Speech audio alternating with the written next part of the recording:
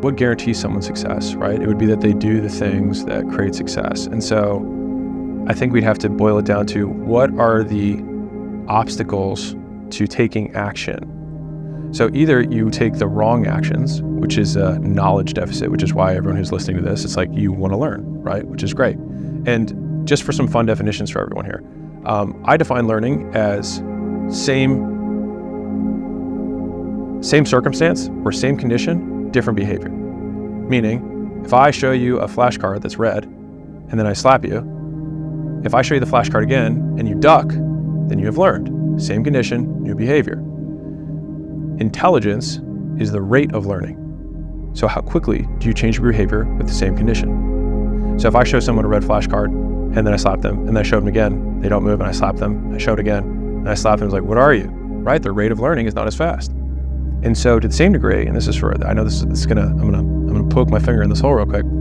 For everyone who's listening to this, if you continue to listen and listen and listen and listen, and your conditions externally have not changed, and your behaviors have not changed, then it means you have learned nothing.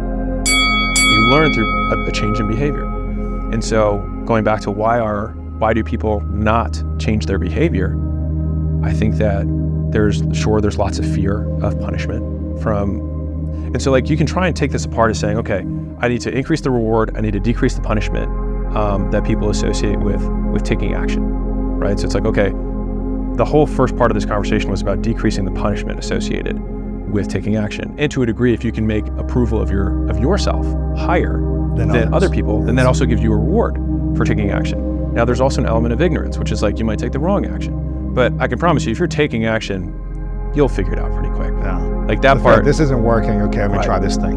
The third piece is environment, which is at the most mental extreme level. If I'm chained to a wall, right, and someone says, go pick up the soda over there, I might have all the right skills in the world to do it, but I have environmental conditions that prevent me from doing it. And so it's like, I don't have a fear, I have a clear reward, I have the skills to do it, but I have environmental conditions that prevent me.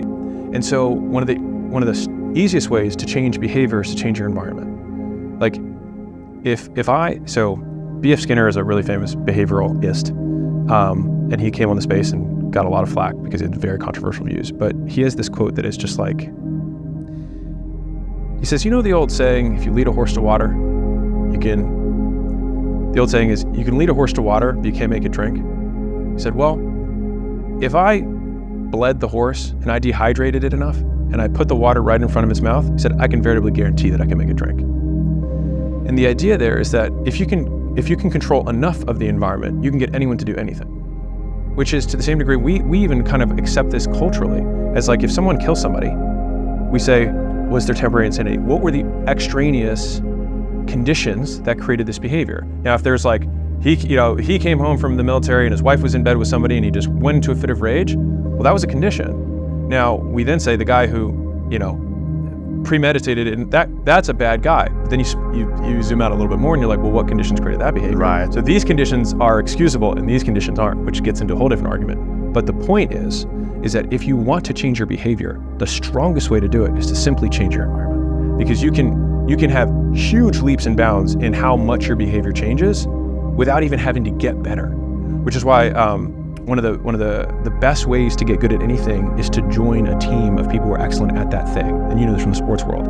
Like if you can join a championship team, you automatically adopt the cultural norms, the rules of behavior of that group. And you either get assimilated or you get rejected if the culture's strong enough. Yes. It's a championship team. And so that is the fact that now if you get into that team and all of a sudden your game just levels up, 5 years faster than it would otherwise, is it because you've inherently changed or because you changed your environment?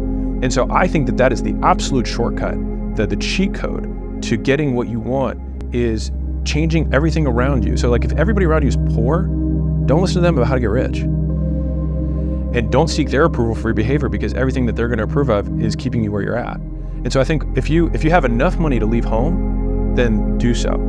If you can't leave the town you're in, then move across town. Just go 30 minutes away. Just go on the other side of town. Make it more convenient to do the things that you want to do, and make it less convenient to hang out with the people and do the stuff that you don't want to be doing. And if you do enough of those, make it easier, make it harder trade-offs, eventually you start doing more of the stuff that you want to do and less of the stuff you don't. And that compounds. And I think a lot of times that is a lot easier than trying to willpower your way through anything, because willpower is finite. But if you can change the environment, it actually makes it easier, so you're actually not using any willpower. If there is no ice cream in the freezer, and you have to get in your car to then go somewhere to get it's a lot harder. It's a bigger thing, right? So it's like, how can I make it as inconvenient as possible to do the things that I don't want to do? And so that's like the triangle. If I was looking at somebody who why are you not doing what you want to do? What's the triangle again? You fear some sort of punishment, which we can reframe as failure isn't failure, only your fear of judgment upon failure is the thing that you're afraid of. You can reframe reward as like, I want to get my own approval rather than some external outcome, because if you knock on 100 doors and you don't make a sale and you're getting into solar sales, now you might have gotten rid of the fear of rejection, but you haven't gotten the win yet. And you're like, maybe this isn't for me.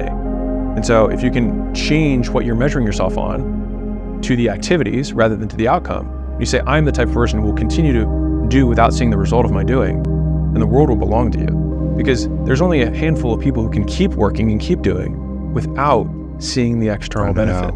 And those are the people who can beat everyone. And they win. Every time. They win. And then the third piece is the environment. So if I can increase the reward, which you can do through reframing it and redefining what you reward yourself by, the activities and the controllables.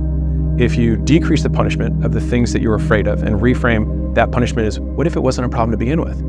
What if you agree with them that you don't have evidence? They're right, and that's okay. And you get out of the environment that continues to shape your behavior in the direction you don't want. You do those three things, the likelihood you'll be able to change your behavior is very high.